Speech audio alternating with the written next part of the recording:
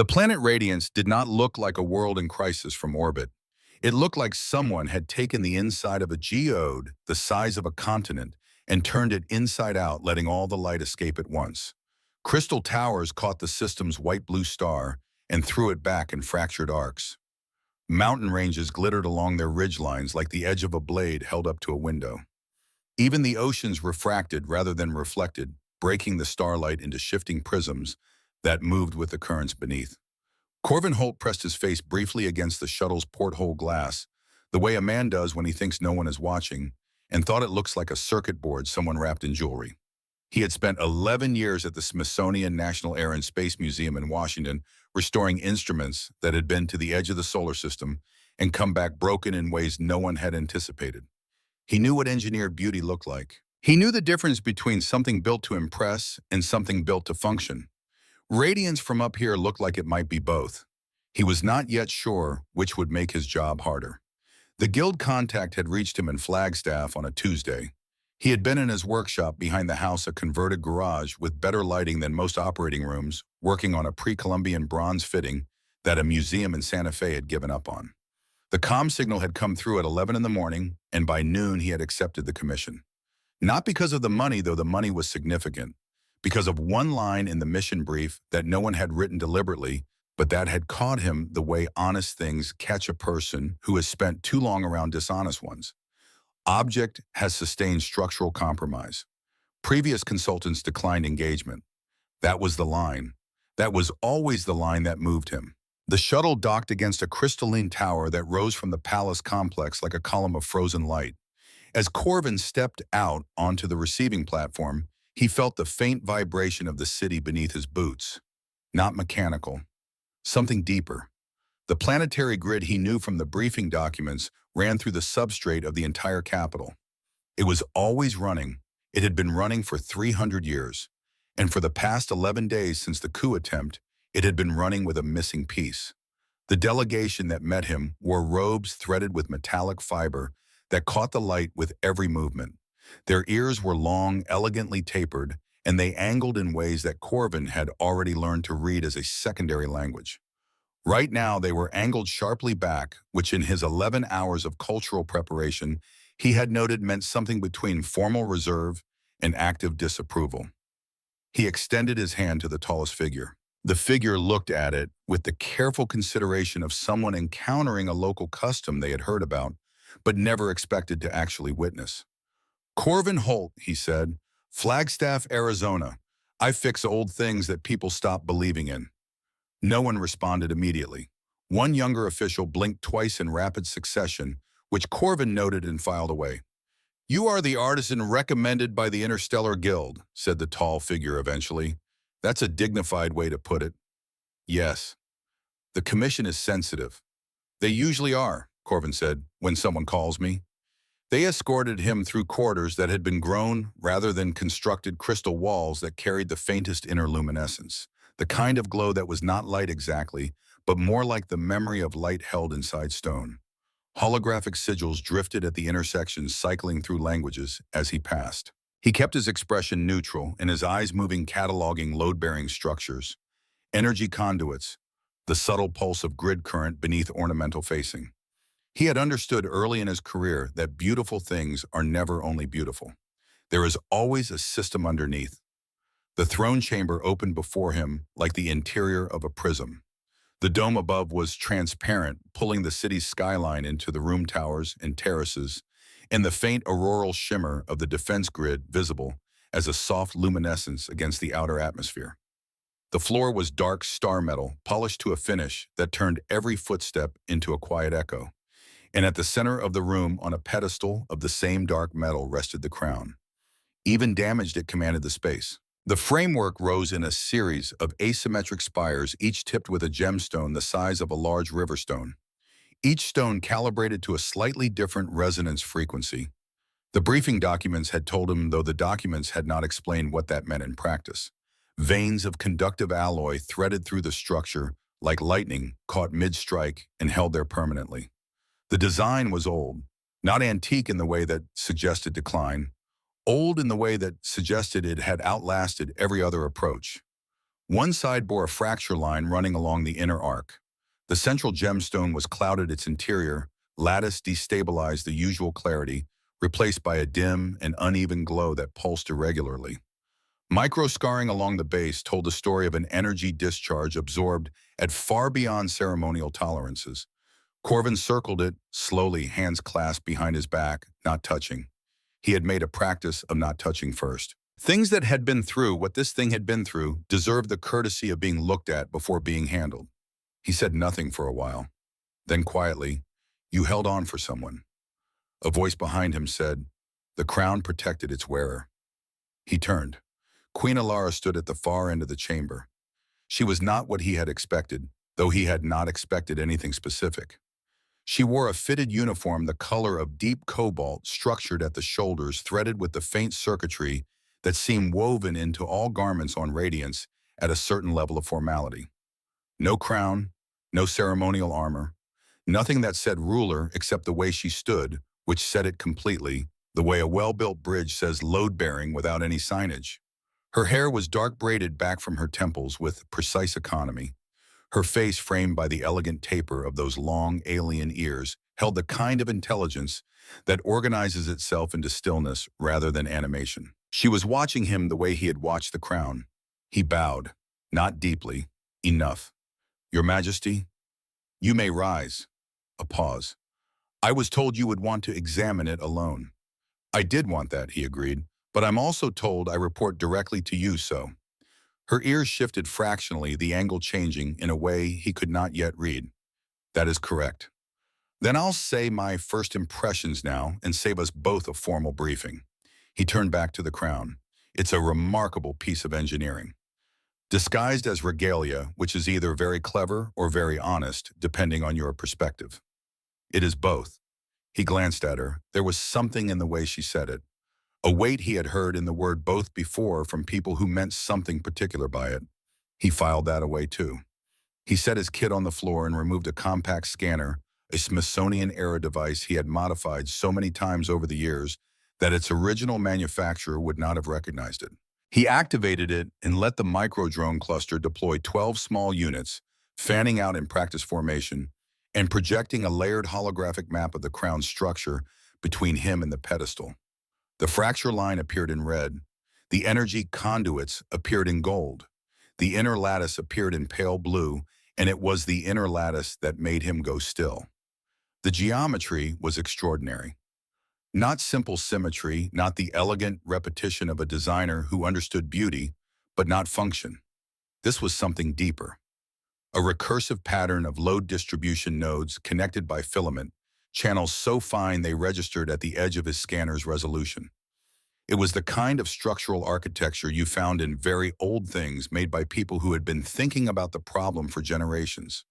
Not designed in one session. Evolved. He leaned closer to the fracture. High Counselor Dravith had entered the chamber at some point, taking a position to the side with two other senior officials whose names Corvin had not yet learned. He was aware of them in his peripheral vision, aware of the quality of attention they directed at him, which was the attention of people who had strong opinions about what he was about to say. "The fracture runs along a stress channel," Corvin said, still studying the projection. "Pre-existing. See the micro-fatigue pattern here and here." He indicated 2 points with a light stylus. "The energy discharge from the coup didn't create this. It followed it, like water finding a crack in rock." Silence. Then Dravith's voice, measured and deliberate. "You are suggesting the crown was compromised before the attack." "I'm not suggesting. I'm observing." Corvin straightened and looked at the projection more carefully, working backward through the fatigue signatures, reading them the way you read tree rings, the way you read the strata of stone. Each material failure left a record if you knew how to look. This degradation pattern is consistent with repeated low-level stress over an extended period. Not recent, not months.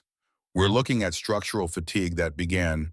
He ran a calculation on the scanner's secondary display. Approximately 230 years ago, give or take a decade. The chamber went very quiet.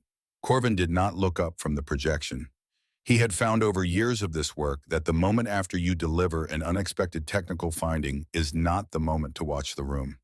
The projection would not look back at him. The room would. He preferred to control where his attention went. That would place the origin of the damage, Ilara said slowly, during the reign of the sixth queen. If your records are accurate, yes. A pause that lasted longer than a pause usually does when the answer to a question is simple. He did look up then because the quality of the silence had changed. Ilara was not looking at Draveth or at her other counselors. She was looking at the crown, and the expression on her face was not the expression of a monarch receiving a structural report.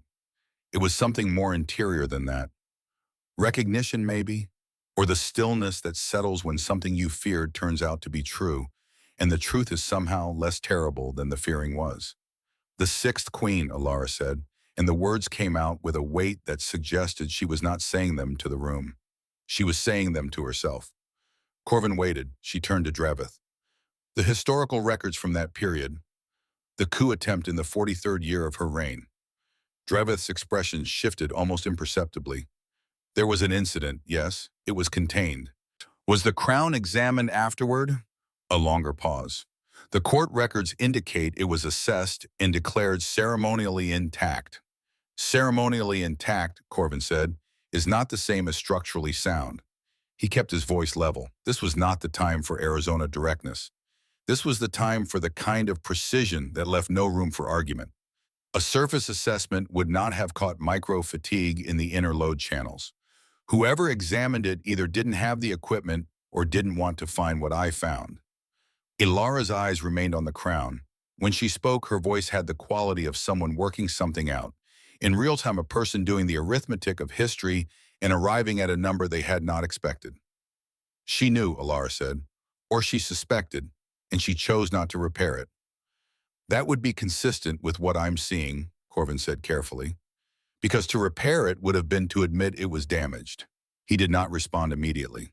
He had found over 23 years of this work that some observations are best left as questions rather than answered. The objects he repaired held stories, and the people who owned them usually already knew the stories. They just needed someone to hand the story back to them in a form they could look at directly. Ilara turned away from the crown and looked at him. Her ears angled forward, not the reserved backward angle of the delegation at the dock. Forward, attention, assessment. Clear the chamber, she said.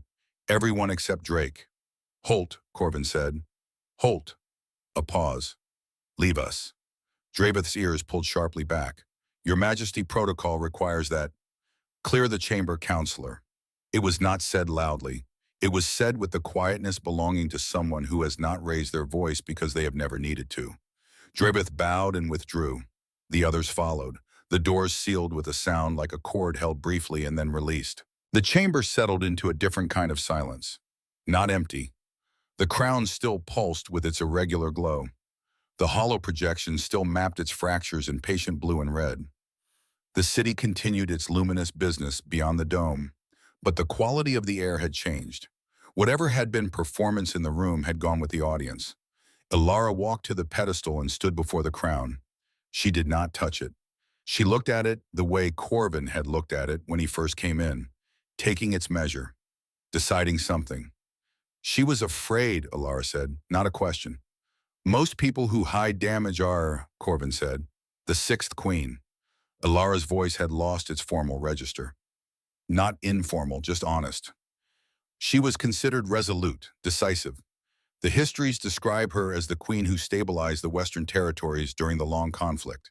They do not describe her as frightened. Resolute people are frightened all the time, Corvin said. They're just better at the cover charge. Ilara glanced at him with something that was not quite a smile but was in the same neighborhood. Then she looked back at the crown. She carried this for 31 more years with a fracture in it, Ilara said, and no one knew. She knew. Yes, a breath. She knew.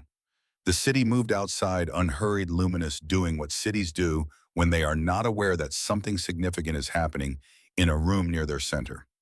Corvin checked his scanner readings and let the silence have its space. He had learned that too. Silence in this kind of work was not empty. It was structural. It held weight that words would displace if you used them carelessly. He was preparing to suggest they move the crown to his workshop when the scanner emitted a tone it had not emitted before. He looked at the display.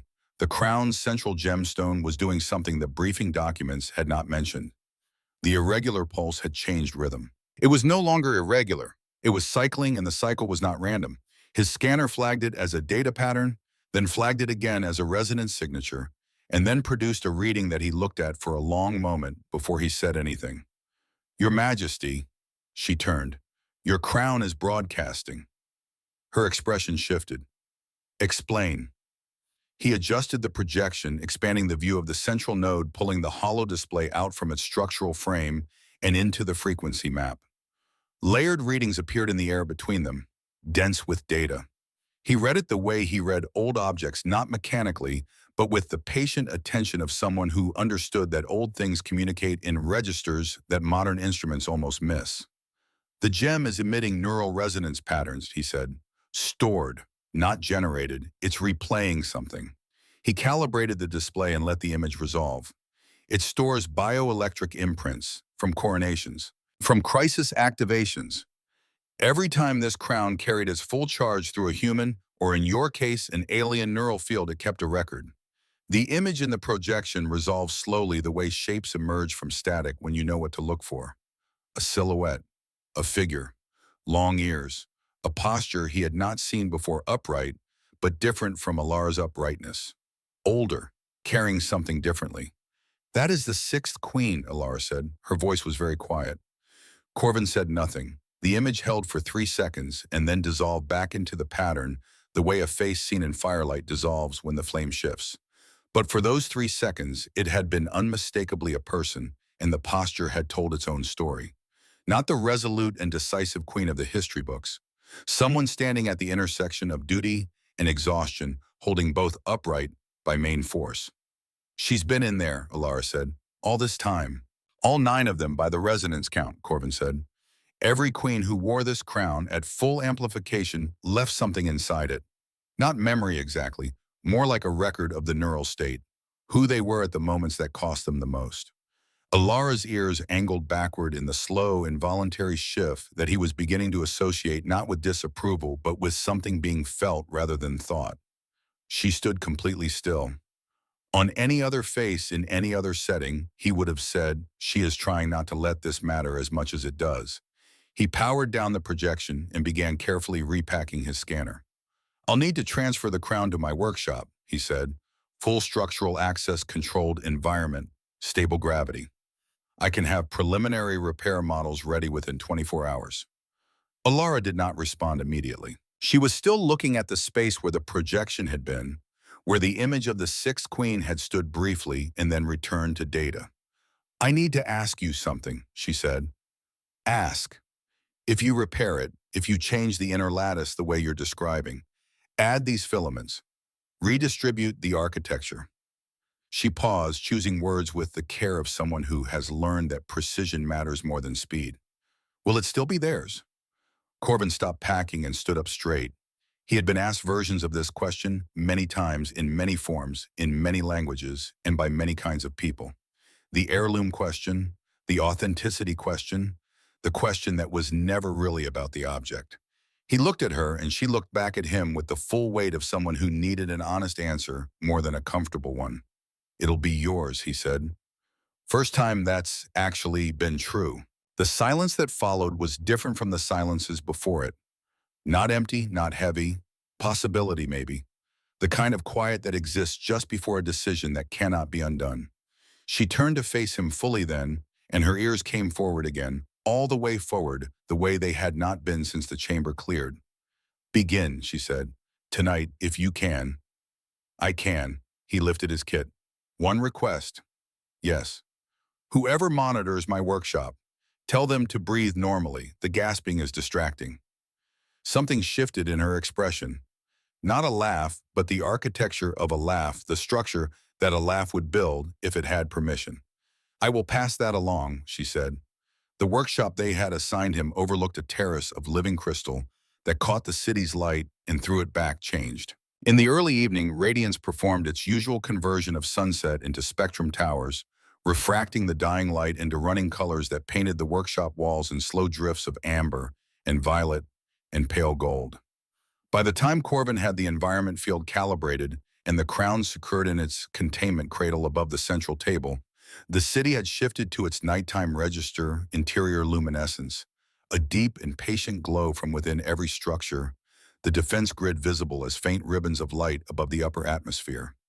He stood at the table and looked at the crown in its cradle and felt the thing he always felt at this stage of a commission. Not excitement, not pressure, something quieter than both. A focused clarity that arrives when a problem is real and the tools are good and the time ahead belongs entirely to the work. He deployed his full scanner array, 12 drones this time, forming a complete sphere around the crown and projecting a three-dimensional structural map that filled the workshop with intersecting light. Every fracture, every stress point, every energy conduit and memory node and load-bearing joint. The inner lattice expanded in the display, like a city seen from altitude, more complex than it appeared from the outside, more deliberate than complexity usually is. He began with the fracture. He had repaired fractures in bronze bell frames from the 14th century. He had restored the structural chassis of a communications relay that had been struck by micrometeorites on its third pass around Jupiter.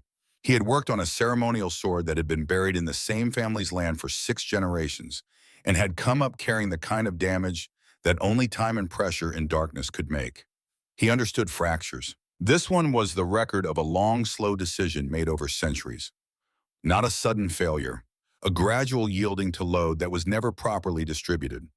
The original designers had built for ceremony, and ceremony is predictable. Ceremonial loads are the same loads applied in the same order on the same occasions in the same places. Under those conditions, the design was flawless. It had lasted 9 reigns and 3 centuries without visible failure. But the world is not ceremonial. Crisis is not ceremonial. The people who wear crowns are not only ceremonial, whatever the crowns are told to expect. He worked for 3 hours on the structural analysis before he touched the crown itself. The first contact was with a non-conductive probe reading the material properties of the star metal framework at the fracture point.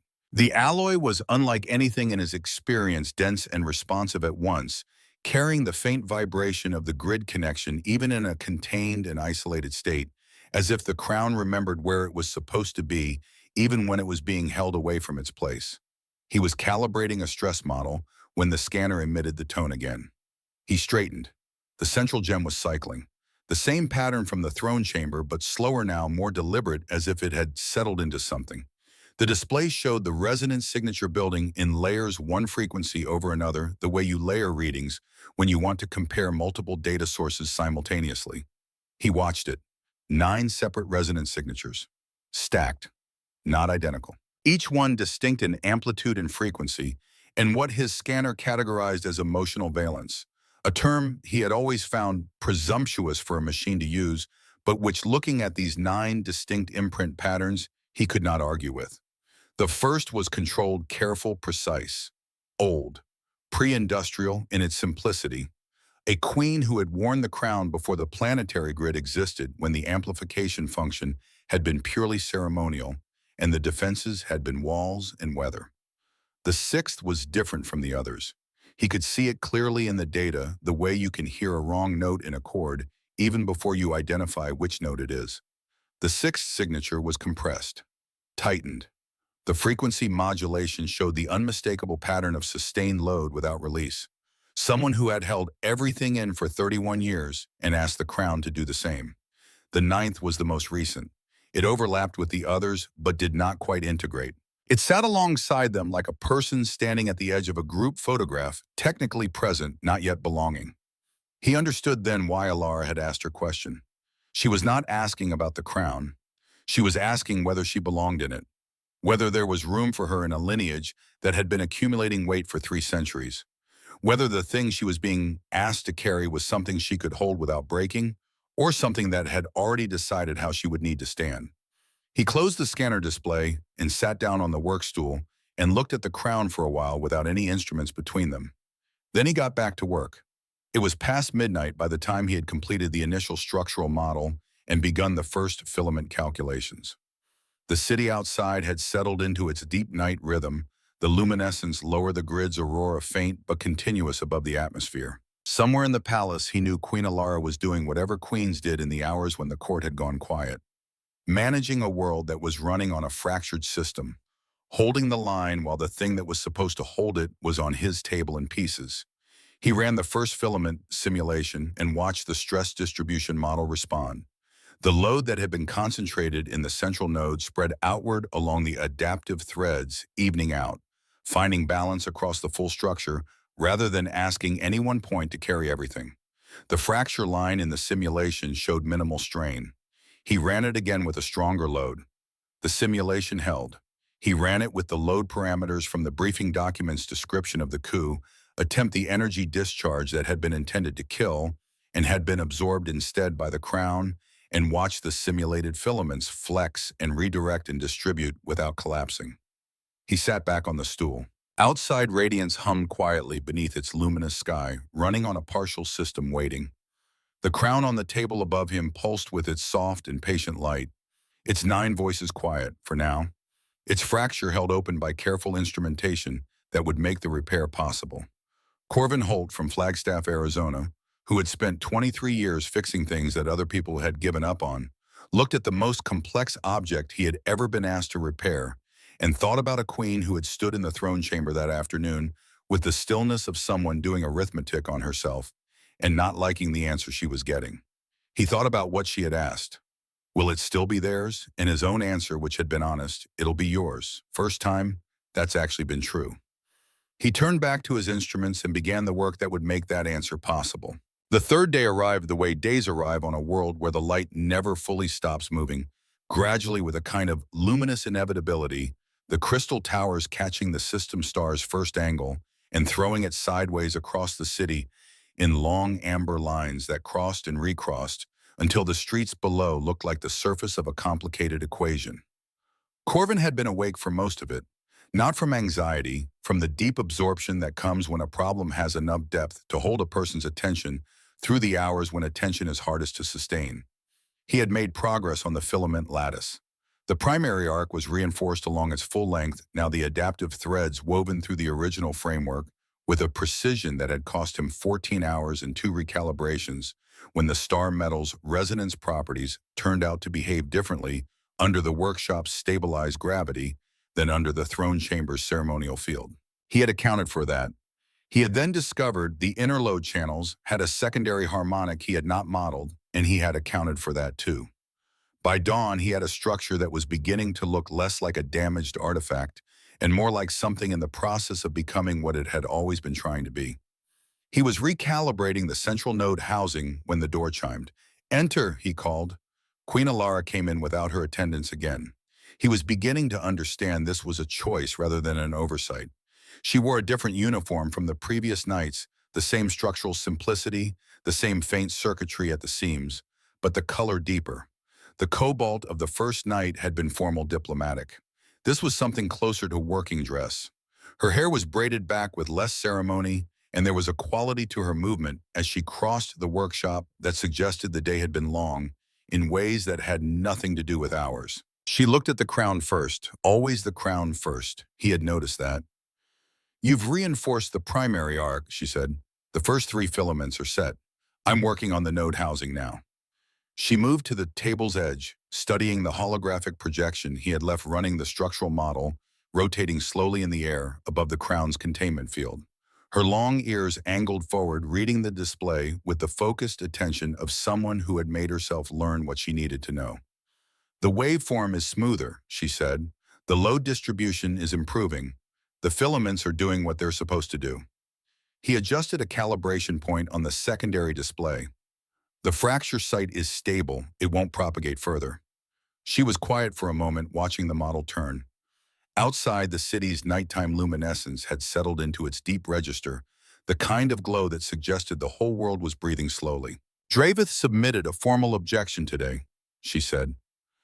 "Not as complaint, as information delivered to someone she had decided to include in the accounting.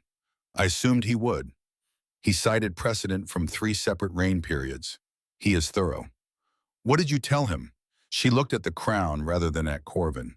"I told him I had examined the objections and would take them under consideration." "And will you?" "I already have." A pause. I considered them for approximately 4 seconds. He did not smile, but the impulse was there. He returned to his calibration work, and she remained at the table's edge. And for a time, the only sounds in the workshop were the low hum of the containment field, and the quiet clicks of his instruments, and the distant, patient breathing of the city outside. This had become the shape of the evenings. He had not planned it. She had not announced it. On the second night, she had arrived with archived data he had requested stayed to explain the historical resonance logs and had still been there 2 hours later. When he had looked up from the work and found her reading schematics on the secondary display with the concentration of someone who intended to understand rather than merely supervise. On the third night, she had come without a stated reason, and he had not asked for one. She had pulled the secondary stool to the far side of the table and sat with the distance of someone who understood the difference between watching work and interrupting it, and he had found that the work went better with her presence in the room than without it, which surprised him enough that he noted it internally and then set it aside to examine later. He was 2 hours into the fourth night's work when the crown did something new. He was inside the node housing calibration, threading the microfilament guide through the secondary channel when the central gemstone shifted its pulse. Not the irregular sputtering of the first day, not the 9-layered resonance recording he had mapped on the first night. This was a single signal, clean and directed cycling with the deliberate rhythm of something that had been waiting for a specific condition to be met. His scanner flagged it before he registered it consciously. He set down the filament guide and looked at the display. The signature was unlike the stored imprint recordings. Those had been retrospective, the crown replaying what it had captured. This was projective. The crown was generating something outward, not inward. A frequency pattern he had not seen in the structural data, not in the briefing documents, not in the 3 days of analysis that had preceded this moment. He pulled up the full spectral display and ran a comparison against everything in his database. The comparison returned a match he had not expected. He said, "Alara." She was at the secondary display. She looked up at his tone, and her ears came forward immediately. "Come and look at this." She crossed to the primary table and stood beside him, close enough that he could see the precise way her attention shifted when she read the display, the small involuntary adjustment of her ears that happened when something required full concentration. "What is it doing?" she asked. "It's activating a function I didn't know existed." He isolated the signal and ran the comparison again on the secondary display so she could see it. "This frequency pattern matches a record in your royal archives. I had access to the full resonance logs, historical coronation data, defensive activations going back 260 years. He pointed to the match result. "This pattern appears once before. 93 years ago during a succession crisis in the third year of the 7th Queen's reign. An internal threat, not an external one." She read the display carefully. A warning system. Old, pre-grid by the structural signature, built into the crown's original architecture, not added later. He pulled up the frequency analysis. "It's been dormant for 93 years. It activated 3 minutes ago." The room was quiet. Alara looked at the crown, and the crown pulsed with its clean, directed signal, steady and patient, a single note held in the dark. "What does it respond to?" she asked. Her voice was level. The question was precise and direct. The question of someone who has trained herself to ask for information before she allows herself to feel about it. He ran the correlation analysis he had already started before she reached the table. The results came back in segments cross-referencing the activation trigger against every variable the scanner could read in the room: environmental, structural, electromagnetic. The correlation was not with any of those. "It responds to bioelectric instability," he said, "specifically the neural field of the crown's designated wearer." He looked at her directly. "It activated when you came into the room." She did not move. Her expression did not change in any way that an observer further than 3 feet away would have detected. But he was 3 feet away, and he saw what happened in the 2 seconds after he finished the sentence. The slight change in the set of her jaw. The almost imperceptible shift of her ears. Not back, not sideways, but in a direction that seemed less like a signal and more like something folding inward. She had known, not the technical details, not the mechanism, but somewhere in the architecture of herself she had already known. "It recognized something in you," he said. He kept his voice the same way he kept his hands when he worked on delicate things, steady, without pressure, without urgency. Not an external threat, the designers built this for a different kind of crisis. The kind that happens inside the person wearing the crown, not outside the palace. She turned away from the display. She walked to the terrace window and stood looking out at the city's nighttime glow. Her back to him, her hands at her sides, neither clasped nor tense. Just present. He did not follow. He returned his attention to the calibration work because the work needed to continue and because he had found that people in the middle of something real do not generally need to be accompanied. They need to not be interrupted. After a while, she said, Queen Marevin built the original framework. The fifth queen, yes. He had studied the archive schematics. The primary structure is attributed to her reign. She was a military strategist before she was a queen. She expanded Radiance's territories through 3 consecutive campaigns. The histories describe her as aggressive in the way they mean it as a compliment. A pause. She was also widowed in the first year of her reign, ruled for 40 years alone, and twice suppressed internal factions that believed she was insufficient. Another pause shorter. She understood, perhaps, that external enemies are not the only kind. That would explain the design choice, Corvin said. Alara turned from the window. She did not return to the table immediately. She stood in the space between the window and the work surface, and the city's light came through the crystal walls and caught the edges of her ears in silver, and for a moment she looked like the person she was when she was not performing being the person she was. When did you understand that it was responding to me, she said, not to an external threat? When I ran the correlation, he said, 3 minutes ago. You said it without softening it? I thought you'd prefer that. She looked at him for a moment. Then she crossed back to the table and sat down on the secondary stool, and the quality of her sitting down was different from previous nights. Less contained, less arranged. My grandmother, she said, was considered the most disciplined ruler in 4 generations. She was crowned at 26 and ruled for 38 years without a public moment of visible uncertainty. The histories treat this as her greatest quality. She looked at the crown. I was raised understanding that control was the inheritance, that the crown carried discipline forward through the lineage, and the discipline was what made the power legitimate. Corvin set down his filament tool. He did not do it to indicate he was listening. He set it down because the work required both hands and he needed to be still. After the coup attempt, she said, I held every briefing. I made every necessary decision. I reviewed every security protocol and signed every order and appeared before the court every morning as required. Her voice was the voice of someone reciting facts precise without embellishment. And every morning between the moment I woke and the moment I appeared, I spent approximately 6 minutes being afraid that the crown had chosen better than I deserved. The workshop held her words. Outside the city breathed its slow, luminous breath. Corvin thought for a moment.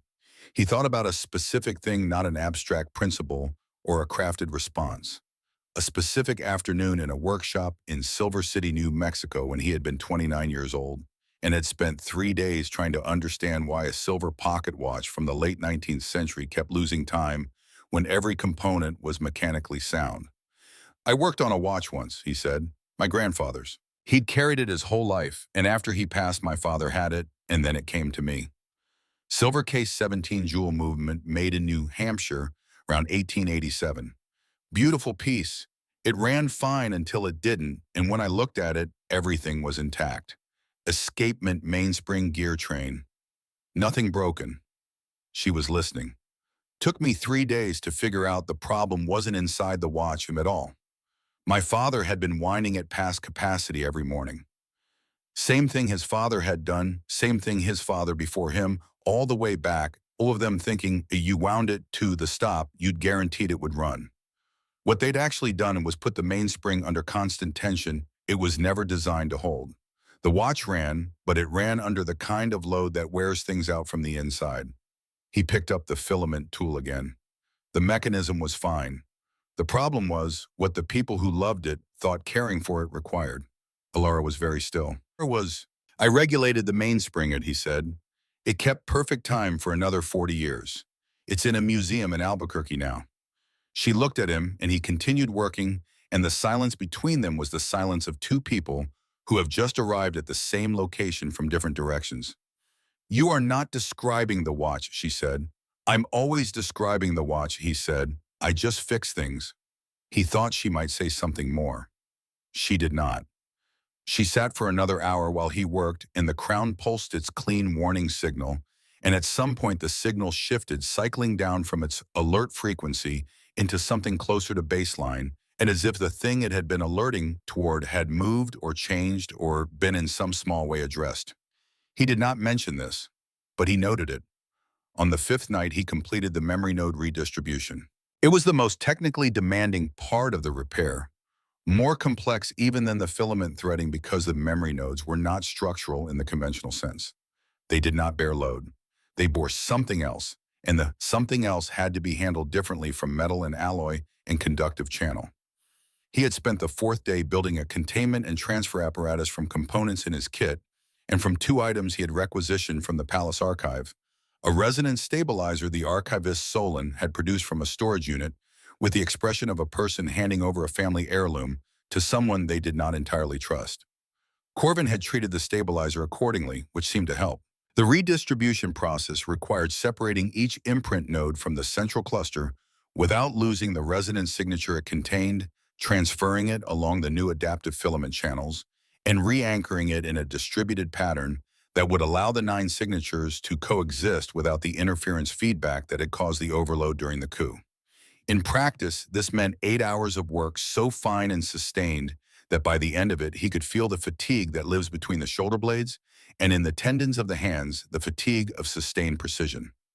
Elara arrived at the workshop in the early evening of the 5th day, while he was in the final stage of the redistribution. "Don't touch anything," he said without looking up. "I had no intention of touching anything," she said, which was the same thing she had said on the 4th night, when he had said it then too, and the 3rd night before that, which meant it had become a ritual between them, without either of them deciding it should be. She settled at the secondary stool and opened the archive display she had been reviewing in parallel with his work, the historical resonance logs that documented previous full activations of the crown. He had found them useful as reference data. She had found them useful for reasons he suspected had less to do with data and more to do with the slow and necessary work of understanding the thing she had been asked to inherit. He was 40 minutes into the final node transfer when the crown did what he had not anticipated. The central gemstone, which had been reduced to a single dim thread of glow, while the nodes were in transit through the filament channels, flared without warning to a brightness that lit the workshop from above like a second ceiling coming to life. Not violent, not the chaotic surge of the coup discharge, not the anxious, irregular pulse of the first days. Something more deliberate than both. A controlled release, the brightness of a room where all the lights come on at once because the house has decided it is time. The holographic projection expanded outward from the crown, past the containment field's usual boundary, filling the workshop with layered translucent figures. 9 of them. He had seen them one at a time in the earlier sessions, the isolated signatures resolving briefly into silhouettes before dissolving back to data. This was different. All 9 simultaneously present in the room as clearly as the furniture, each one distinct in posture and proportion, in the specific way they held themselves in the space that had once required holding. The first was old, wearing a crown variation he did not recognize, a simpler framework that predated the current design by what the archive dates had told him were at least 8 generations of modification. Her posture was the posture of someone who had built something from the beginning and understood both its weight and its purpose. The 5th was Queen Marevin, and the archive identification was not necessary because everything about her bearing announced it. She stood the way people stand when they have been under fire and have learned that the correct response to incoming is to become a harder target, compressed, alert, built for endurance. The 6th was smaller than the others in projection, or perhaps it was only the quality of her presence that made her seem smaller, the way a person looks when they have been carrying something private and enormous for too long. She stood slightly apart from the group, as if even in data she had maintained the distance she had maintained in life. And then the 9th. The 9th was not Elara because Elara was standing beside him at the table. But the 9th was Alara's signature, the most recent full activation record captured when the crown had last been fully charged at her coronation 3 years before the coup.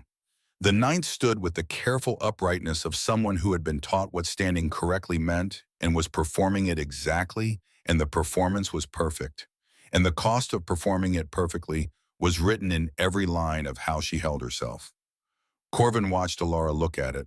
He had learned in this work to watch the people rather than the objects when the objects did something significant. The objects did not process what was happening. The people did. She looked at the ninth figure for a long time, long enough that the silence in the room changed from attentive to something deeper. Then she looked at the sixth figure, the queen with the fracture and the 31 years of maintenance denied, standing slightly outside the group, slightly separate, the cost of that separateness as visible in data as it had been in life. Then she looked at all nine together, and whatever happened in the moment when she took them in as a complete image rather than individual records, whatever arithmetic she completed in that pause, something in her face changed in a way that was not a single emotion, but the release of several emotions that had been held together under pressure for longer than they should have been. She turned away from the projection. He kept his attention on the crown, on the technical work of the moment, on the calibration readings that required monitoring. This was the work, not the feelings in the room, the work in his hands. He kept his attention there and let her have the space was for. The workshop was quiet for a while. He heard her exhale, a single controlled breath, the kind that is not a song and is not quite a breath either, but something in between that the body sometimes requires when it is processing something the mind has not yet entirely caught up to. "They're not judging," she said. Her voice was very quiet.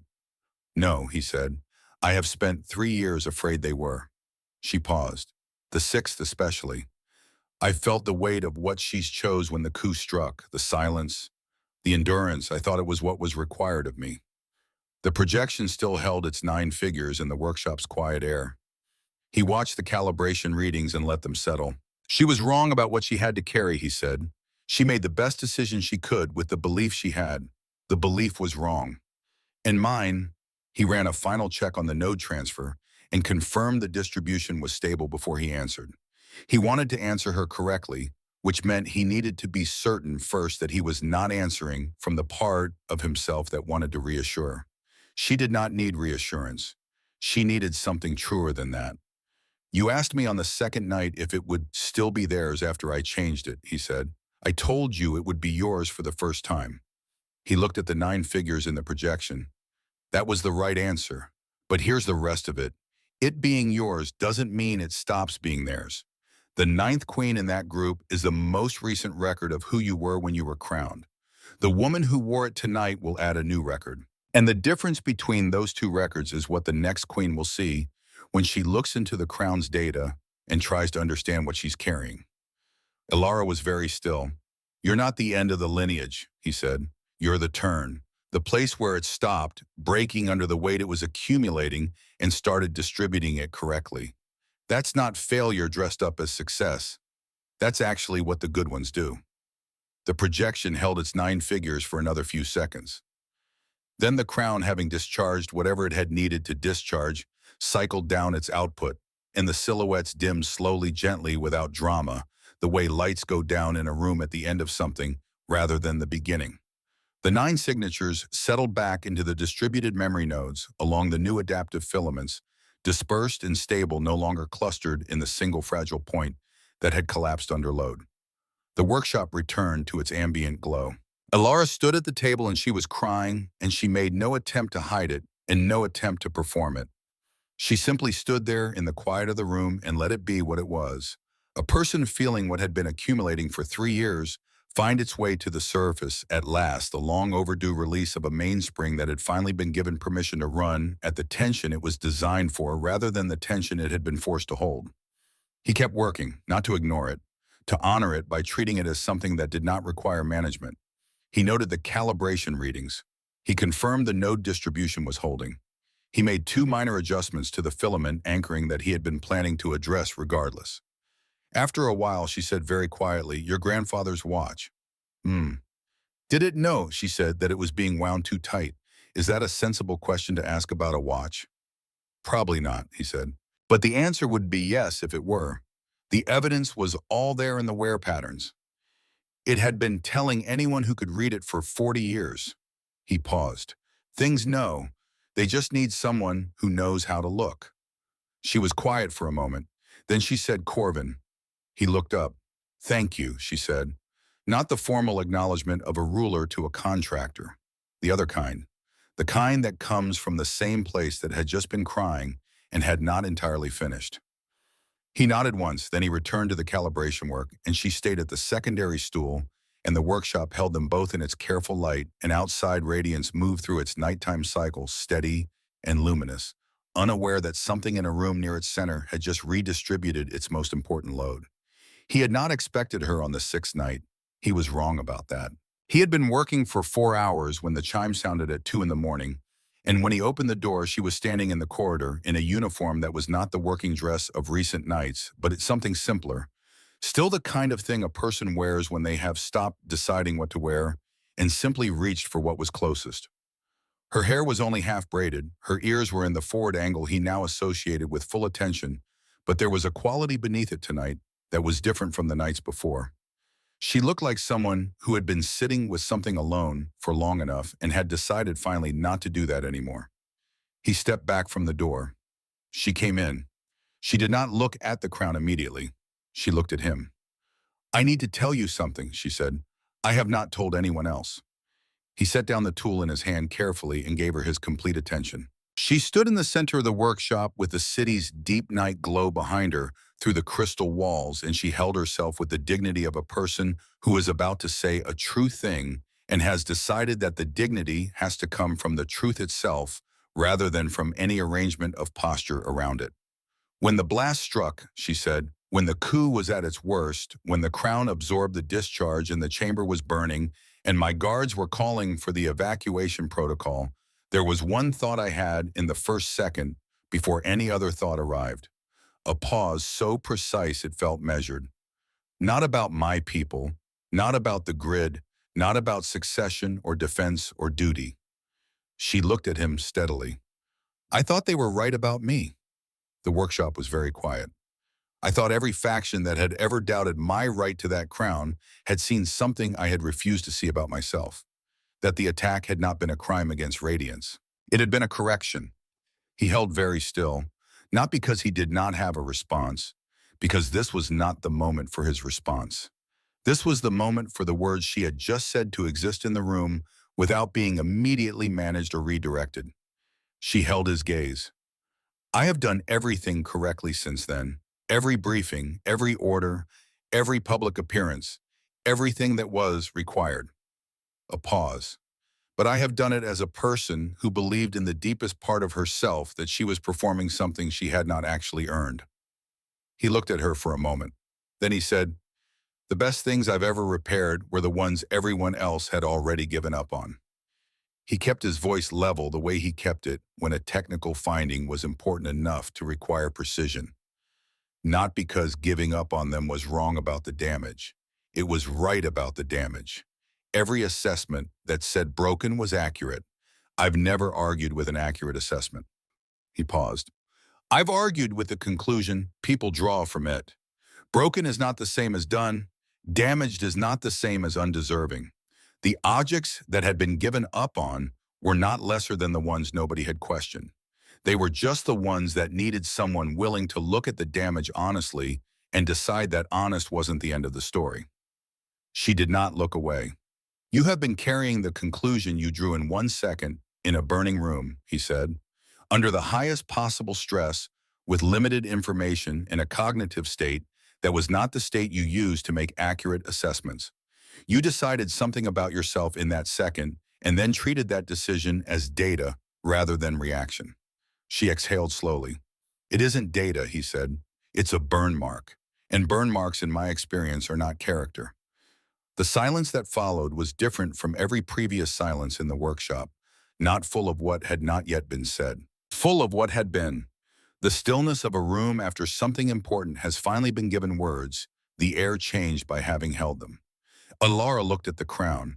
It hovered in its containment field, nearly complete now, the outer arcs restored to their full geometry, the inner lattice rebuilt along its new adaptive architecture, the central gemstone clear and steady. It looked less like a damaged artifact than it had on any previous night. It looked like something that had been through something and had come out of it with more integrity than it had gone in with. "It's almost finished," she said. "Tomorrow," he said, "final calibration and polish. It'll be ready for the ceremony by evening." She nodded slowly. She looked at the crown for a long time, and what she looked at it with was not the expression of any of the previous nights. Not assessment, not weight, not obligation. Something quieter than all of those. Then she turned to leave. At the door, she stopped. She turned back and looked at the crown once more, and then at him, and the look she gave him was the kind of look that does not require annotation. The kind that arrives whole and means what it means without requiring translation. "Good night, Corvin," she said. "Good night," he said. She left. He stood in the workshop alone, and the crown held its calm light above the table, and outside the city of radiance moved through the last hours of its night, steady and patient, the grid running quietly in its distributed channels, the defense lattice, a faint aurora above the upper atmosphere, the whole vast system of it holding together in the way things hold together when they have been built well and maintained honestly and trusted finally to do what they were made to do. He sat down at the work stool. He had one more day. He picked up his tools and continued. The seventh day arrived without announcement, the way the last day of important work always does. Quietly, without the ceremony the occasion might seem to deserve. The system star came over the horizon of radiance and sent its first light through the crystal towers in the usual way, fracturing and redistributing across the city in running arcs of amber and pale gold. And the streets below began their morning movement, and the defense grid ran its dawn calibration across the upper atmosphere in thin ribbons of light that no one on the ground looked up to notice anymore because they had always been there. In the workshop, Corvin Holt stood alone. He had been standing for several minutes without doing anything, which was unusual enough that he was aware of it. His tools were packed. The scanner array had been disassembled and returned to its case in the precise reverse order of how it had come out 7 days ago. The environmental field was still running, holding the room at the temperature and gravity settings he had calibrated on the first night, but he had powered down the projection systems, and without the holographic displays, the workshop was simply a room with good light and a table, and above the table, a crown. He looked at it. The containment cradle held it at eye level, rotating it in a slow quarter-turn cycle so the light could find each facet from multiple angles. The outer arcs rose in their asymmetric spires, each one geometrically precise, the original silhouette preserved exactly as it had stood for 3 centuries. The gemstones caught the morning light and returned it in colors that had no adequate names in any language he knew, somewhere between the blue of deep water and the white of a high-altitude sky, just before full daylight. The central stone was clear. Not merely unclouded, not merely repaired to functional specification. Clear the way a thing is clear when it has been relieved of something it was carrying incorrectly for too long. He ran the final diagnostic from his wrist console. Energy distribution balanced across all channels, no concentration points, no strain signatures anywhere in the lattice. Memory nodes stable, distributed, resonance signatures intact and separated into their proper individual channels, all 9 present and readable without interference. Adaptive filaments, responsive flex modulus within design parameters, stress simulation results holding across every load scenario he had tested. Structural integrity. The fracture line was sealed at the molecular level, the star metal having accepted the repair as fully as old material ever accepts new work, which was not perfectly, but well enough that the difference was academic. He turned off the console. He had repaired objects that had taken longer. He had repaired objects that had been technically more complex in isolated ways. He had never repaired an object that had required this combination from him, the technical precision that went without saying yes, but also the patience to be present in a room where someone else was doing the most difficult work, which was not the work on the table, but the work inside the person standing beside it. He thought about the 6th queen who had looked at a fracture and decided that the cost of repairing it honestly was higher than the cost of carrying it silently, and had made the wrong calculation, not from weakness, but from a belief about what strength required that the people who raised her had installed in good faith and gotten wrong. He thought about Alara standing in this room at 2 in the morning telling him the truest thing she had told anyone in 3 years, and the way the air in the room had changed when she said it. He reached out and touched the crown's outer arc with 2 fingers. The star metal was warmer than ambient temperature, the grid connection running through it, even in the containment field. The planet's distributed energy present in the metal, the way blood is present in a pulse. He felt the faint vibration of it in his fingertips. "You'll do," he said. The chime at the door sounded. "Come in," he said, and stepped back from the crown. Elara entered, and the room changed the way rooms change when a person of particular presence comes into them. Not dramatically, not with announcement, simply by the adjustment of everything else to accommodate the fact of her being there. She was in full ceremonial attire for the first time since his arrival. The layered crystalline fabric fell from her shoulders in structured tiers, deep blues and silvers that caught the light and held it, rather than reflecting it immediately, a material that seemed to absorb what the room offered and return it on its own schedule. Armor plates at the shoulders and forearms etched with sigils he had not seen in her working dress. The formal record of her lineage, written in a language that predated the current alphabet. Cuffs at her wrists traced the line of her alien ears in silver, not concealing them, but framing them the way a good setting frames a stone, by being exactly what it is without apology. He looked at her for a moment. "If the crown malfunctions now," he said, "it will at least have the dignity of doing so in appropriate company." A faint curve at the corner of her mouth. "You have not slept. Sleep is for people who don't have planetary defense systems depending on their calibration work." She moved to the table. She looked at the crown the way she had looked at it every night for 6 nights, but the quality of the looking was different this morning. The weight he had seen in it on the first night, the assessment, the doubt, the arithmetic of whether she was adequate to what it represented, none of that was present in the same configuration. She looked at it the way a person looks at something they have decided about. "Is it ready?" she asked. "It's been ready since last night," he said. "I've been double-checking. And it's still ready." She nodded once. She looked at the crown for another moment. Then she reached out and lifted it from the containment cradle, not waiting for him to present it, not waiting for an attendant, not waiting for any of the ritual protocols that surrounded the handling of the regalia. She simply reached out and took it, the way a person picks up something that belongs to them, and the crown responded instantly to her proximity, light flowing through the veins of the outer arcs in the quiet, steady pulse of recognition. Their hands did not quite touch. Almost. "You will walk with me," she said. "To the ceremony hall," he said, "and then I believe my contribution is complete." "You repaired what holds this world together," she said. "You will witness its return." He considered several responses and selected none of them. He picked up his kit and followed her out of the workshop. The corridor from the workshop wing to the grand ceremonial hall was not the same corridor he had been escorted through on his first day. That route had been efficient, direct, the shortest path between dock and destination. This route was different. It moved through the inhabited parts of the palace, the galleries and transit halls, and open terraces where the morning light came in full and direct through crystal walls. And as they walked, the people they passed did something that Corvin had not seen directed at Elara since his arrival. They looked up, not the practiced attention of court attendants, not the managed observation of officials monitoring a sovereign's movement. The simple, involuntary uplift of a face towards something that has changed in a way the body recognizes before the mind has finished processing it. A senior archivist in a side gallery paused in his morning work and watched her pass with an expression that was not deference but recognition. 2 young technical staff crossing an intersecting corridor stopped and stood, not bowing, just watching the way people watch things they want to remember.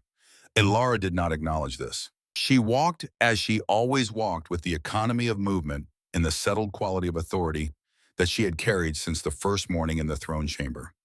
But it was different now in a way that Corvin could not reduce to a single observable variable. The authority was the same. The person carrying it had changed its relationship to its own weight. The grand ceremonial hall was already assembled when they arrived. The space was vast in the way that spaces built for the acknowledgement of history are vast, not incidentally large, but deliberately so proportioned to remind everyone present that the occasion is larger than any individual in it. The dome above was fully transparent, pulling the morning sky of radiance into the room, the defense grid's dawn auroras still visible as faint ribbons against the blue-white atmosphere. the city's towers visible at the periphery, the planet's full luminous weight present as a context for what was happening at the center. Nobles stood in formal arrangement, their robes catching the light in the collective shimmer of a formal court in full attendance. Military commanders in structured uniforms that indicated rank through geometry rather than decoration. Provincial delegates from the outer territories who had come through the night on dedicated transports when the invitation arrived. Engineers and archivists along the side galleries, the technical class of a civilization that had learned to treat expertise as its own form of court position. High Counselor Drabith stood at the head of the formal assemblage, composed and correct his ceremonial robes in full formal configuration, his long ears held at the precise angle that court protocol required on an occasion of this significance. He looked at Alara when she entered. His expression did not change in any way that would be visible to most observers. Corvin, standing behind her left shoulder, saw what changed. Dravith had spent 6 days being wrong about something, and he knew it, and the knowledge of it was present in his face now, in the form of a man who has decided that being wrong honestly is the only dignified response to having been wrong. Corvin took a position to the side of the central aisle, not behind, not among the noble ranks, to the side which was the position of someone present, but not assigned there by decision rather than station. Alara walked to the central dais. She walked the way she had walked through the palace corridors, without theater, without the managed slowing of a ruler performing approach. She simply walked there, and the room rearranged itself around her movement the way a hall rearranges around someone who knows where they are going. She ascended the dais. She stood before the full assembled court of radiance, with the crown in her hands, and for a moment that lasted longer than moments usually last in rooms this formal, she was simply still. He had been watching her for 7 days. He had watched her read schematics at midnight and sit with silence in the hours after the memory nodes had shown her what the lineage looked like in data. He had watched her hold the formal posture of a sovereign through briefings she handled alone and decisions she made without consultation, and mornings she appeared before her court carrying what the 2 in the morning version of herself had admitted was heavier than anyone knew. He watched her now, and he saw the thing he had been watching for since the second night, the thing he had not been certain he would see before he left, which was Alara not performing. Being Alara but simply being her fully without the gap between the role and the person that creates the strain he had seen in her posture on the first day and had been reading the reduction of in small increments ever since. She lifted the crown. She lowered it onto her own head, and no one placed it there, and no one announced the placement, and no one marked the moment with the formal words that the archive protocols indicated should precede the crowning. She placed it herself the way she had taken it from the cradle that morning because it was hers, and she had decided that. The room inhaled, and then the crown activated, and every other consideration became secondary to that. The light did not explode. It did not surge or flare or cascade in the chaotic patterns that the briefing documents had described from the coup's aftermath. It moved the way light moves through a well-designed optical system with purpose and direction, and the quiet authority of something operating within its design parameters for the first time in its proper calibration. Each gemstone ignited in sequence, not simultaneously, but in the ordered progression of a system running its initialization cycle, each one reaching its operating frequency before the next engaged the whole structure, building from the base up in a chain of activations that took approximately 4 seconds, and in those 4 seconds turned the crown from a piece of exceptional metalwork into something that was substantially more than that. The resonance moved outward from the dais in concentric waves that were not visible exactly, but were felt the way a very low note is felt in the chest rather than heard with the ears. Corvin's wrist console registered the energy output and then registered it again because the first reading had seemed improbable. The grid synchronization indicator, which he had been monitoring as a technical courtesy since the 3rd day, moved from its usual partially engaged status to a reading he had not seen in the 7 days of monitoring it. Full synchronization. Not the improved but still compensating numbers of the previous days when the crown had been working, but working against itself when the energy output had been strong, but uneven when the system had been managing the crown's rigidity by building compensatory structures around it, the way a body builds scar tissue around an unhealed wound. Full, clean, the entire planetary grid running in complete resonance with the crown's output, nothing compensating for anything, nothing managing anything, the whole vast distributed system of it operating as designed. He looked up from the console at Alara. She was standing perfectly still on the dais. Her eyes were open. Her ears were in a position he had never seen before, neither the forward angle of attention nor the backward angle of emotion, but straight, fully extended, catching everything equally, the position of a person who is receiving something and is fully capable of receiving it. The auroras outside the dome intensified the defense grid's visible expression of full power operation, moving across the upper atmosphere and spreading arcs of light that the people in the outer districts of radiance would be stopping in their morning routines to watch, tilting their faces up toward a sky that was doing something it had not done in 4 decades. He watched the energy distribution on his console, even across every channel. No concentration points, no strain signatures. The adaptive filaments distributing the load exactly as the simulations had predicted, the whole system flexible and responsive and running the way it was designed to run, which was with a person who was not fighting it but working with it. She raised her hand. The auroras responded, brightening along a specific arc that swept across the city's northern districts, a visible demonstration of directed control that brought a murmur from the assembled court that was not the measured response of formal approval, but the involuntary sound a crowd makes when it witnesses something it did not fully believe it would see. She lowered her hand. The auroras softened but did not collapse. They held at their operational level steady and present the grid fully awake and fully cooperative, waiting for the next instruction rather than straining to maintain the current one. He looked at the energy readings. No strain, no overload, no evidence anywhere in the data that the system was working to compensate for anything at all. He said quietly to the engineer standing nearest him, a young woman from the technical staff who had been staring at her own console with the expression of someone whose mathematical expectations have just been comprehensively revised, "Flexible knees." She looked at him blankly. He did not explain. Dravith stepped forward from the formal assemblage. He moved to the base of the dais and stood there for a moment looking up at Alara, and whatever the formal words were that he was supposed to deliver at this point in the ceremony, whatever the protocol-mandated language of renewal and affirmation that the archive required for this occasion, he did not say any of them. He bowed. Not the court bow, the precise angular dip that indicated formal acknowledgement of sovereign status. Not the deeper bow that indicated ceremonial deference on high occasions. Something else. Something that was less about protocol and more about a man of advanced years and genuine conviction, recognizing that he had been wrong about something important and choosing to mark that recognition in the only way available to him in this room. The court followed, not in the synchronized formal bow of ceremony, but in the organic sequence of a room full of people responding to something real. The provincial delegates first because they had the least investment in the political architecture of the moment, then the military commanders because they understood operational success when they witnessed it, then the technical staff who had the evidence right there on their consoles, and finally the nobles and senior counselors, the people who had the most invested in the old configuration, and therefore the most to acknowledge in watching the new one perform. Alara stood on the dais and received this, and she received it as herself, not as the performed version of herself, not as the queen who had been carrying a burn mark as if it were data, but as the woman who had sat in a workshop at 2 a.m. and said the truest thing she had said in 3 years, and then had come back the next night and the night after that, and had done the harder work of deciding what to do with the truth once it had been said. Corvin noted that his own breathing had returned to normal at some point in the last 2 minutes. He had not been aware of holding it.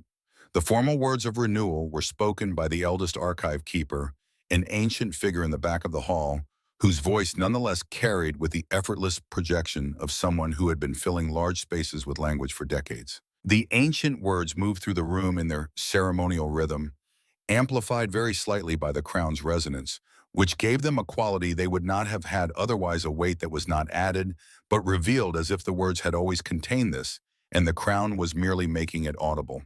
When the formal portion concluded, the assemblage shifted from ceremony to reception, the 200 people in the room redistributing themselves in the organic movement of a formal occasion, transitioning to informal acknowledgement clusters, forming around the commanders and the delegates and the senior officials. The social geography of a court, working out in real time, who had been right about what and what that meant going forward. Corvin moved toward the edge of the hall. He had done his work. The work was done.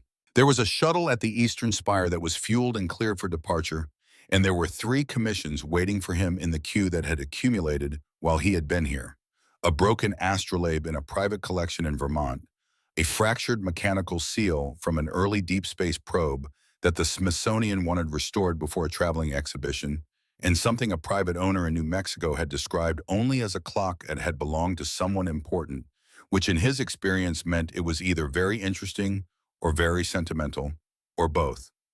Corvin, her voice, carrying across the hall with a clarity that the crown's ambient resonance gave it audible to every corner of the room. He stopped. He turned. She had descended from the dais. The crown's light moved with her, not dramatically, not as a performance of significance, but with the steady operational glow of a system that had found its proper working relationship with its energy source. She crossed the hall toward him with the directness she brought to everything she had decided about, and the room adjusted around her movement, the way it had adjusted all morning, the clusters of conversation opening and reforming in her wake. 200 pairs of alien eyes tracking the sovereign, crossing her own hall toward a man standing at its edge with a toolkit over his shoulder. She stopped in front of him. He looked at her, and she looked back at him, and the full weight of 7 days was present in the room around them, without either of them having to name it. "You will not leave without acknowledgement," she said.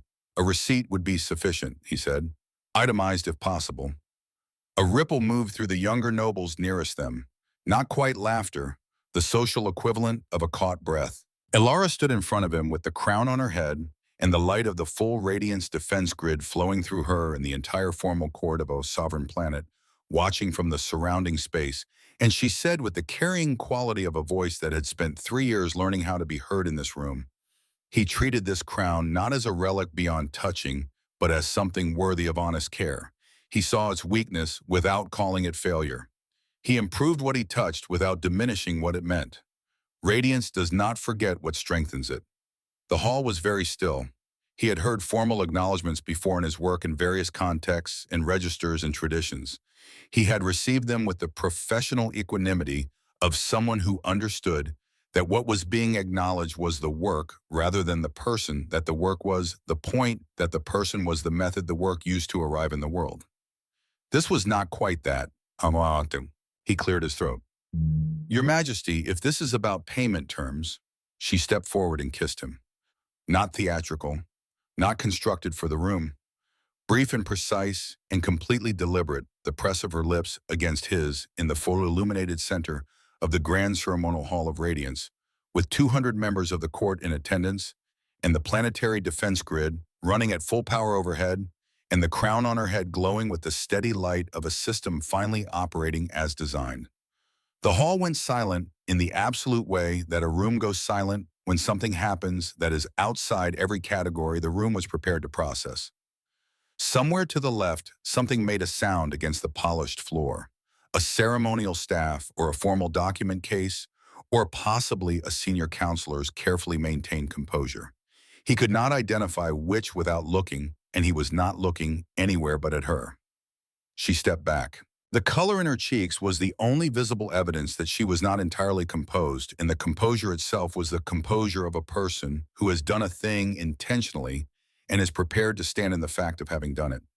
"Radiance honors those who strengthen it," she said. The carrying voice, the formal register, but underneath it, for anyone listening, carefully something that was not formal at all. He looked at her for a moment. He said, "That was not in the service agreement." From somewhere in the assembled ranks of the court, someone who had been holding a sound released a portion of it involuntarily. Dravith, at the edge of his peripheral vision, appeared to be reading something extremely important in the middle distance. Elara held his gaze. Her ears were in the position he associated with full attention, fully extended present to everything in the room. She said nothing because she had said what she meant to say, and it did not require elaboration. He straightened slowly. He adjusted the strap of his toolkit on his shoulder. "Next time," he said quietly enough that the words were for her rather than for the room, "I'm accounting for ceremonial variables in my risk assessment." The corner of her mouth moved, the architecture of something that did not need to announce itself. Above them, visible through the transparent dome, the auroras of radiance held their full operational light across the atmosphere, Steady and balanced the defense grid running at the synchronization level it had not achieved in 40 years. The entire planetary system operating in the relationship it had been designed for, which was a cooperative one, a responsive one, not a compensating one. He looked at it for a moment. Then he looked at her. Then he walked to the edge of the halls toward the exit corridor because there was a shuttle at the eastern spire, and there were things in the queue that needed attention, and because some kinds of good work are best confirmed by the ability to leave it trusting that it will hold. She did not stop him.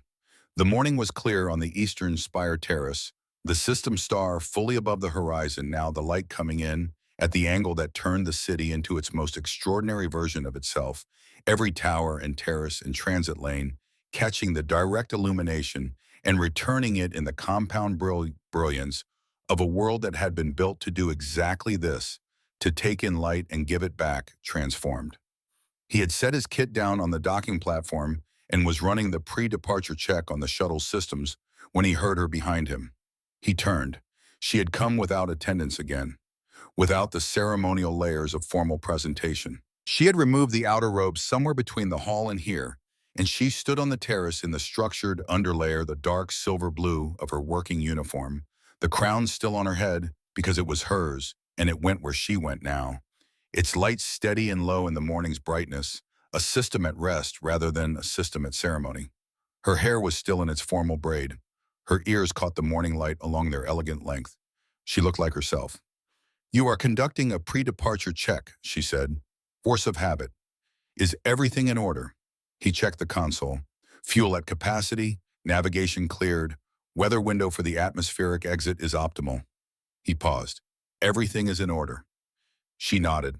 She came to stand at the terrace railing beside him, not quite shoulder to shoulder, but close, looking out over the city the way she had looked out over it on previous mornings from the workshop terrace. Below, Radiance was moving through its daily opening, the transit lanes brightening with morning traffic, the market districts beginning their commerce, the ordinary life of a civilization conducting itself in its ordinary way on top of the extraordinary infrastructure that kept it possible. "The council convened before dawn," she said. "That sounds like the beginning of a sentence that ends badly for someone. It ends with a formal resolution to adopt your adaptive modification principles into the design standards for all future Crown iterations." She paused. "And a secondary resolution to fund an archival documentation project recording the technical methodology." He looked at her. "They want to write it down. They want to ensure it can be done again." He turned this over. He thought about the sixth queen who had chosen not to repair something because the repair would have required acknowledging the damage. He thought about 300 years of accumulated micro-fatigue passed forward through the lineage in a fracture that no one had been willing to look at directly.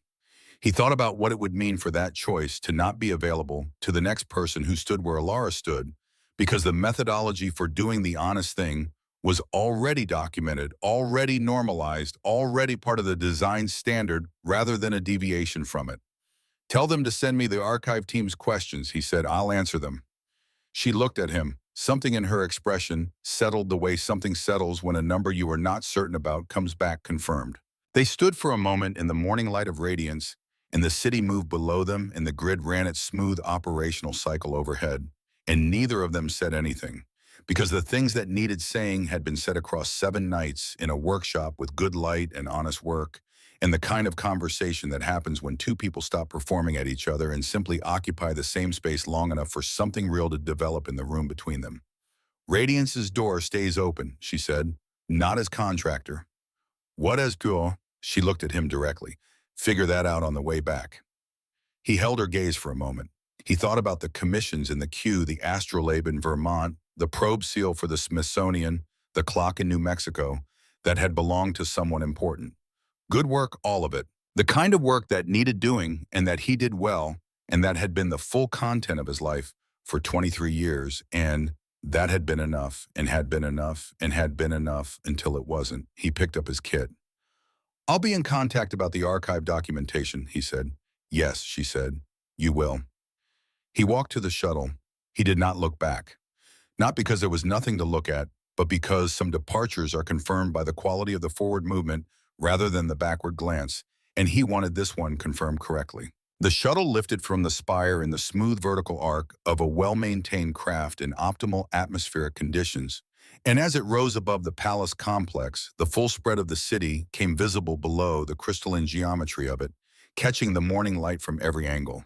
Simultaneously, a civilization built over centuries to do something specific with light, which was to take it in and return it transformed.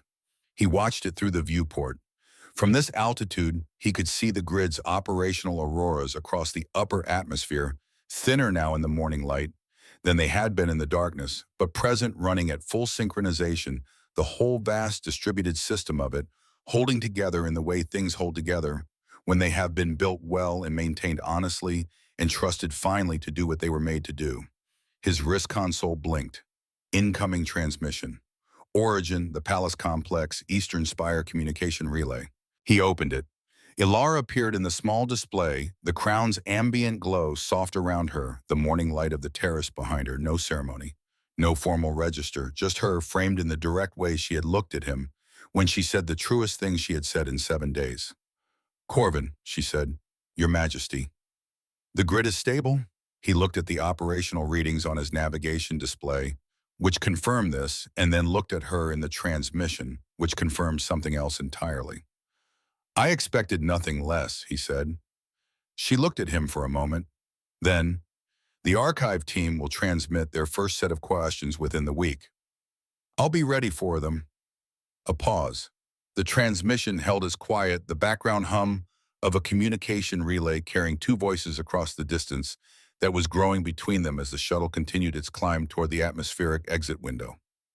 "Figure it out," she said, "on the way back." The transmission ended. He sat for a moment in the shuttle's quiet.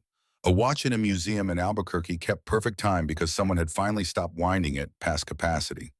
9 queens distributed along adaptive filaments no longer collapsed into a single failing point. And a woman had placed a crown on her own head in a ceremonial hall on a planet made of light, and the planet had responded not with chaos, but with the clean harmonics of a system that had been waiting for exactly that. He had arrived to repair a fracture. He left having repaired more than that, though only one of those repairs had required his tools. He pulled up the navigation display. The standard return vector toward the Guild Transit Hub waited patient and familiar, the route he had filed on the outbound leg from which 3 commissions waited, and from which the ordinary ongoing work of his life could resume in the way it had always resumed after a commission. He adjusted the route. Not toward Radiance, not away from it, toward the hub, yes, because the work in the queue needed doing, and he was the person who did that work. But with a notation in the navigation system for the return vector, a saved coordinate, a point on the map that had a name now. Ahead the stars waited, behind him at a distance that was specific and navigable, and recorded in his system as a saved coordinate, a world he had not expected to matter to him, shone steadily in its own distributed light. He set the course and let the shuttle run.